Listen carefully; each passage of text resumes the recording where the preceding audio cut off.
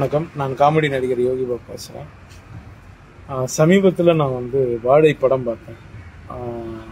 மாரி செல்வராஜ் இயக்கத்தில் நிறைய ஆர்டிஸ்ட் நடிச்சிருக்காங்க. புது நடிகர்கள் நிறைய பேர் இருக்காங்க. உள்ள நிக்கல் விமல் எல்லாருமே கலையரசன் எல்லாம் நடிச்சிருந்தாங்க. படம் ரொம்ப இந்த படம் ரொம்ப பாதிச்சுதுங்க. ஏன்னா லைஃப்பில் எல்லார் லைஃப்லேயும் ஒரு வாழை இருக்கும் கண்டிப்பாக. அதில் மாரி செல்வராஜோட லைஃப்பில் இவ்வளோ பெரிய ஒரு ரொம்ப கஷ்டமான விஷயங்கள் எல்லாமே இருந்திருக்கு மாரிக்கு.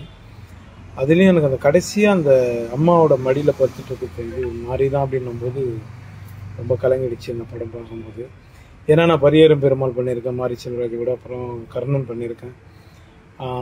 பரியேறும் பெருமாள் படம் பண்ணும்போதே மாரியோட சில உண்மையான சம்பவங்கள் அதில் கொஞ்சம் உள்ளே இருந்தது. நாங்கள் அதை எடுக்கும்போது நாங்கள் ஜாலியாக எடுத்தோம். ப்ளஸ் ஆனால் அது முடித்து அது வெளியே எங்ககிட்ட என்ன நான் கதை கேட்காம தான் அதை பண்ண மாரிக்காக. இப்போது பண்ணும்போது தான் தெரிஞ்சது மாரி லைஃப்பில் இவ்வளோ பிரச்சனைகள் இருந்திருக்கு இவ்வளோ அப்படின்னு.